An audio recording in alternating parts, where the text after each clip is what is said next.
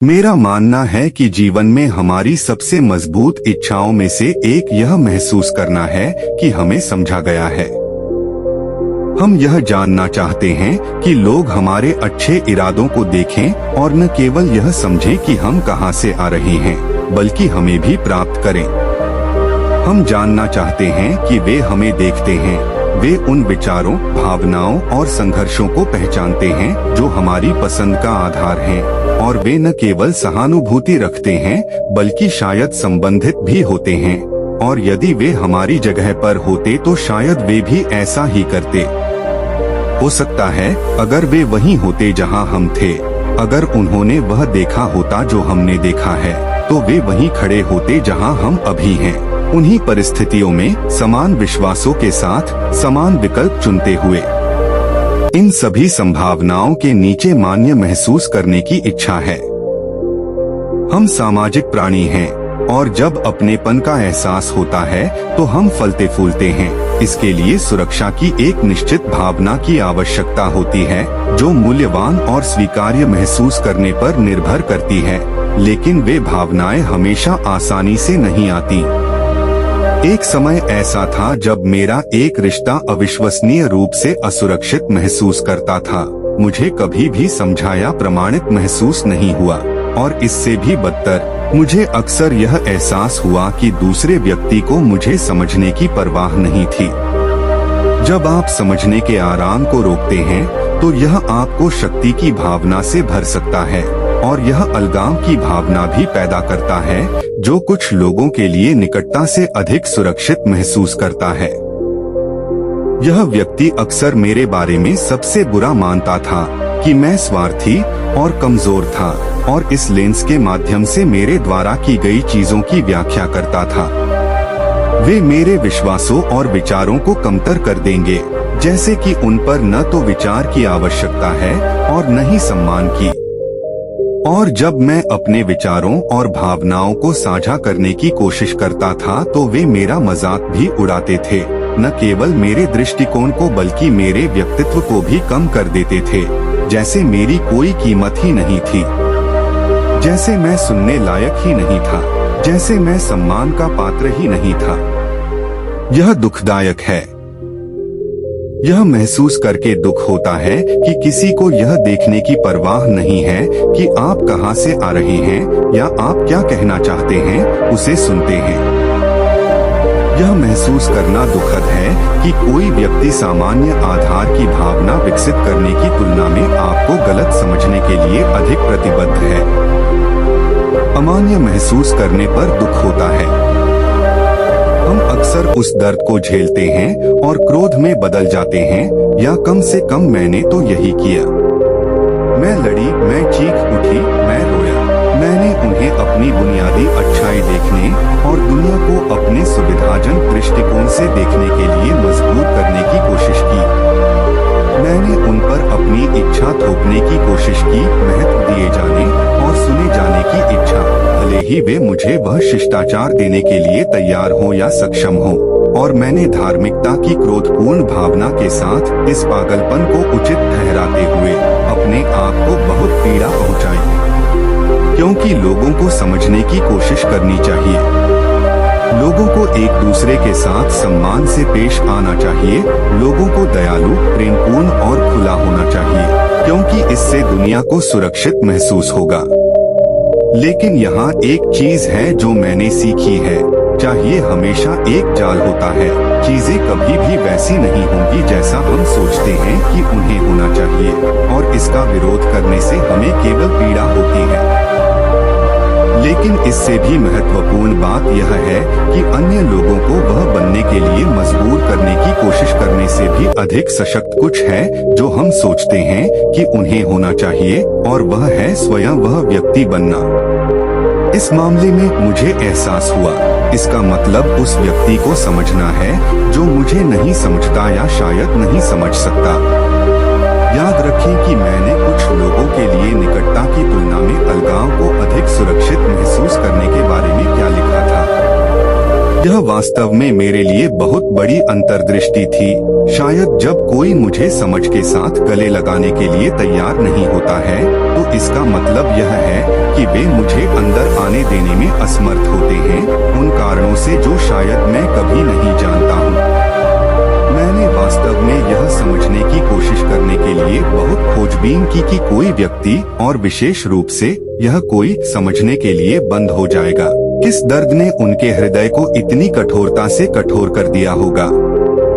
जैसा कि अक्सर होता है जब आप खोदते हैं, मुझे इसे समझाने के लिए बहुत कुछ मिला।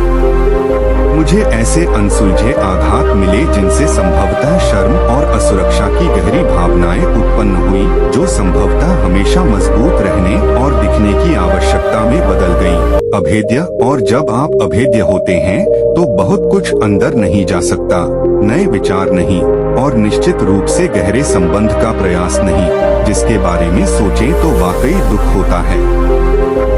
जरूर यह महसूस करके दुख होता है कि कोई आपको नहीं समझता, लेकिन क्या आप किसी को शायद ही समझ पाने के दर्द की कल्पना कर सकते हैं, क्योंकि किसी को अपने दिल में आने देना वास्तव में दुखदायी होता है। क्या आप जीवन को इतने सुरक्षित, इतने डरे हुए, लगातार छुपते हुए जीने की कल्पना कर सकते हैं, और संभवतः इसका एहसास भी हुए बिना?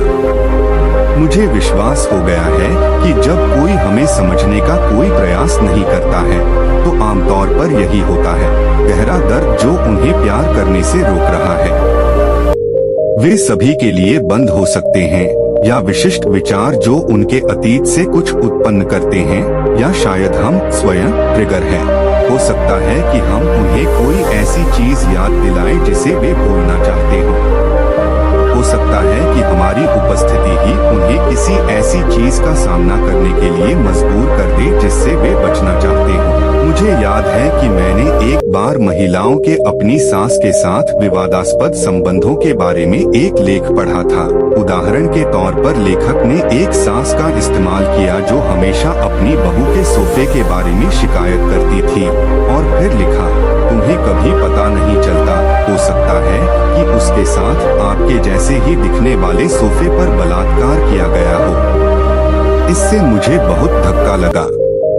यह विचार कि हर किसी के पास गुप्त पीड़ा होती है, जो शर्म से छिपी होती है, जो अक्सर आहत करने वाले व्यवहार में प्रकट होती है। मैं जानता हूँ कि मैं वहाँ पहले भी जा चुका हूँ, हालांकि मुझे इसे स्वीकार करने में गर्व नहीं है। मैंने लोगों को बाहर कर दिया है या उन्हें बंद कर दिया है क्योंकि उन्होंने मुझ में कुछ दर्दनाक बात पैदा की है। यह जानकर मैं समझता हूँ कि दर्द कैसे हमारे अंदर सबसे बुरा परिणाम ला सकता है। इस पर विचार करना किसी भी प्रकार के अनादर या दुर्व्यवहार को उचित नहीं ठहराता, यह दुर्व्यवहार की अनुमति नहीं देता। लेकिन अगर हम वास्तव में समझ चाहते हैं, तो शायद समझ को चुनना ही कुंजी है।